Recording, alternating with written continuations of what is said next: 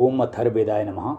अष्टम कांड सूक्त 10 विराट सूक्त। इस सूक्त के देवता भी विराट हैं।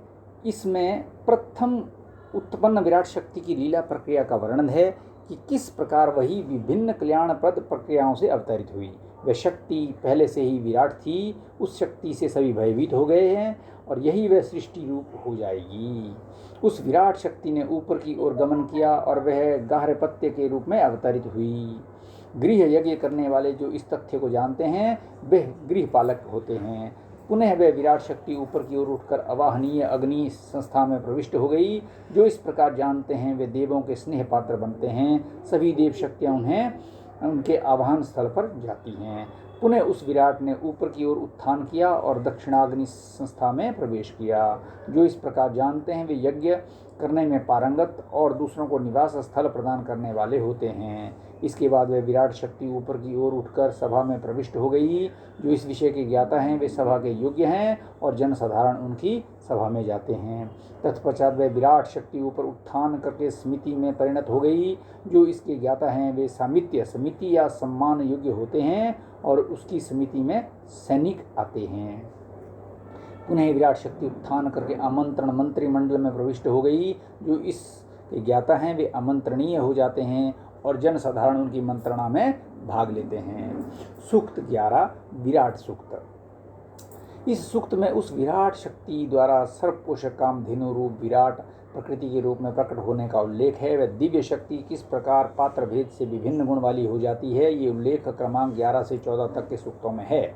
वह तो कामधेनु है, उसका आवाहन जिस प्रकार की कामना से किया जाए वह उसी रूप में प्रकट हो जाती है। गाय को दूहने के लिए वत्स तथा दुग्धा दूहने की आवश्यकता होती है। बछड़े के स्नेह से प्रेरित होकर उसके थनों में दूध भर जाता है, तब दुग्धा उसे स्नेहपूर्वक दूहता है। प्रकृति रूप कामधेनु को विभिन्न प्रकार के पय दोहन क्रम में भी यही अनुशासन बरता जाता है। उस विराट शक्ति ने पुनः उत्थान किया और वे अंतरिक्ष में 4 प्रकार से विभाजित होकर स्थित हो गई। देवों और मनुष्यों ने उसके संबंध में कहा है कि वे इसे जानते हैं, जिससे हम दोनों जीव निर्वाह को प्राप्त करते हैं, अतएव हम उसे बुलाते हैं। तब उन्होंने उसे आह्वान किया, हे ऊर्जा देवी, हे पितरजनों की तृप्ति प्रदाद सधे, हे प्रिय वाणी रूप, हे अन्न वाली, आप यहाँ आएं। इंद्रदेव उसके वत्स बने, गायत्री रस्सी थी और मेघ दुग्ध स्थल रूप हुए। बृहत साम और स्थंतर साम दोनों स्तन रूप हुए तथा यज्ञीय और वामदेव्य साम भी दोनों स्तन रूप ही हुए। देव शक्तियों ने स्थनवंत साम से औषधियों को और बृहत साम से व्यापक आकाश के रस को दोहन किया। वामदेव साम से जल और यज्ञ साम से यज्ञ विज्ञान को निकाला। जो इसके ज्ञाता हैं रथंत साम उनके लिए औषधियाँ देते हैं और बृहत साम अंतरिक्ष का दोहन करते हैं। जो इसके ज्ञाता हैं उनके लिए वामदेव व्यासम जल और यज्ञी साम यज्ञ विज्ञान को दूहते हैं। सूक्त 12 विराट सूक्त। विराट पुनः उत्थान करके वनस्पतियों के समीप पहुँचे, उसे वनस्पतियों ने भोगा। वह संवत्सर में उनके साथ एक रूप हुई, अतएव वनस्पतियों के कटे हुए भाग भी एक संवत्सर में पुनः उग आते हैं। जो इसके ज्ञाता हैं उनके दुष्ट या अप्रिय शत्रु विनष्ट हो जाते हैं। पुनः विराट शक्ति पितरजनों के समीप पहुँची, उसे पितरों ने भोगा, उनसे वह मास में आत्मसात हो गई। अतएव मनुष्य पितरों के निमित्त प्रत्येक माह मुख की समीपस्थ वस्तु भोजन दान स्वरूप देते हैं।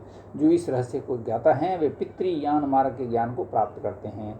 विराट शक्ति पुनः देवों के समीप पहुंची, देवों ने भोग किया, वह आधे मास तक उनके साथ एक रूप हो गई। इसलिए देव शक्तियों के निमित्त अर्धमास में वष्ट कर्म करने का विधान है। जो इस रहस्य के ज्ञाता हैं वे देवयान मार्ग को जानने में सक्षम होते हैं। विराट शक्ति ने फिर उत्थान किया और वह मनुष्य के समीप पहुंची। मनुष्य ने उसका भोग किया, वह तत्काल उनके साथ संयुक्त हो गई। अतएव मनुष्यों के निमित्त हर दिन अन्न आदि देते हैं। जो इस रहस्य के ज्ञाता हैं देवगण उनके घर में प्रतिदिन अन्न लेकर आते हैं। सूक्त 13 विराट सूक्त। पुनः विराट सूक्त के उत्क्रमण करने पर उसका असुरों के समीप पहुंचना हुआ। उसे असुरों ने समीप बुलाया कि हे माया स्वरूपे, आप यहाँ आएं। प्रहलाद के पुत्र विरोचन उनके वत्स थे और उनका लोहे का पात्र था। उसका ऋतु पुत्र द्विमूर्धा ने दोहन किया और उससे माया का भी दोहन किया गया। उस माया के उस असुर शक्तियाँ जीवन यापन करती हैं, जो इसके ज्ञाता हैं वे जीविका निर्वाह करने वाले होते हैं। उसके बाद विराट शक्ति ने पुनः उत्कर्षण किया और पितरों के समीप पहुंची। पितरों ने हे स्वधेय आगमन करें ऐसा कहते हुए उसका आह्वान किया। उसके वत्स राजा यम हुए और चांदी का उसका पात्र था। उसका मृत्यु के अधिष्ठाता देव अंतक ने दोहन किया तथा उससे स्वधा का भी दोहन किया। स्वधा से पितरगण जीवन यापन करते हैं, जो इस रहस्य के ज्ञाता हैं वे जीविका निर्वाह करने वाले होते हैं। उस विराट शक्ति ने पुनः उत्थान किया तो मनुष्यों के समीप गई। मनुष्यों ने हे इरावती, हे अन्न वाली पधारें ऐसा कहते हुए उसे समीप बुलाया। विवस्वान के पुत्र मनु उसके वत्सरूप हुए और पृथ्वी पात्र रूप हुई। उसे राजा वेन के पुत्र पृथु ने दूहा। उससे कृषि और धान्य दोहन में प्राप्त हुए। उस कृषि और धान्य से ही मनुष्य जीवन यापन करते हैं। जो इस रहस्य के ज्ञाता हैं वे कृषि कार्यों में सिद्ध हस्त होकर दूसरे प्राणियों की आजीविका के निर्वाहक होते हैं। विराट शक्ति ने पुनः उत्क्रमण किया और वह सप्तऋषियों के समीप पहुंची। हे ब्रह्म ज्ञान वाली, आप पदार्पण करें। इसे सप्तऋषियों ने इस प्रकार कहते हुए निकट बुलाया। राजा सोम उसमें उसके वत्सरूप हुए और छंद पात्र रूप बने। उसका अंगिरस कुल में उत्पन्न बृहस्पति ने दोहन किया। उससे ब्रह्म ज्ञान की और तप की प्राप्ति हुई। तपह और ज्ञान वेद से सप्तऋषि जीवन यापन करते हैं। जो इस रहस्य के ज्ञाता हैं वे ब्रह्म वर्चस्व संपन्न होकर दूसरे प्राणियों की जीविका का भी निर्वाह करते हैं। सूक्त 14 विराट सूक्त। वह शक्ति पुनः देवताओं के समीप पहुंची। हे ऊर्जे, आप पधारें ऐसा कहते हुए देवों ने उन्हें समीप बुलाया। तब इंद्रदेव उनके वत्सरूप और चमस पात्र रूप बने। सर्व प्रेरक सविता देव उनके दोहनकर्ता बने और उससे बल की प्राप्ति हुई। उसी बल के से देवगण अपना जीवन यापन करते हैं। जो इस के ज्ञाता हैं वे आजीविका निर्वाह वाले बनते हैं। उस विराट शक्ति द्वारा पुनः उत्थान किए जाने पर वह गंधर्व तथा अप्सराओं के समीप पहुंची। गंधर्व और अप्सराओं ने ऐसा कहते हुए उन्हें समीप आमंत्रित किया कि हे उत्तम सुगंध वाली पुण्य गंधे, आप पधारें। सूर्य वर्चस्व के पुत्र चित्ररथ उसके वत्सरूप हुए और पुष्कर पर्ण कमल पात्र रूप बने। उसका सूर्य वर्चस्व के पुत्र वसु रुचि ने दोहन किया और उससे पवित्र सुगंध की प्राप्ति हुई। उस पवित्र सुगंध से अप्सरा और गंधर्व जीवन निर्वाह करते हैं। जो इस रहस्य के ज्ञाता हैं वह पवित्र सुगंधिमय होकर दूसरे प्राणियों की आजीविका के निर्वाहक होते हैं।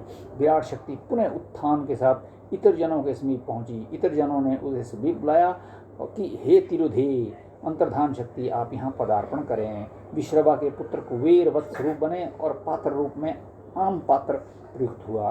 कबीर के पुत्र राजतनाभि ने दोहन किया और उससे तिरोधा अंतर्धान शक्ति की प्राप्ति हुई। अंतर्धान शक्ति से अन्य मनुष्य जीवन निर्वाह चलाते हैं। जो इस रहस्य के ज्ञाता हैं वे अपने सभी पापों को दूर करते हैं और मनुष्य उससे जीविकोपार्जन यानी जीवन निर्वाह करते हैं। वह विराट शक्ति पुनः ऊपर की ओर जाकर सर्पों के समीप पहुंची। सर्पों द्वारा उनका अपने समीप आह्वान किया गया कि हे विश्ववती, आप यहाँ पधारें।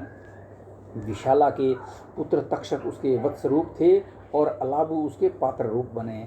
उसका एलावत वंशी धृतराष्ट्र ने दोहन किया और उससे विष की प्राप्ति हुई। उस विष द्वारा स्वरूप अपना जीवन यापन करते हैं। जो इस रहस्य के वास्तविक विशेषज्ञ हैं उनसे सभी प्राणी आजीविका का निर्वाह करते हैं। सूक्त 15 विराट सूक्त।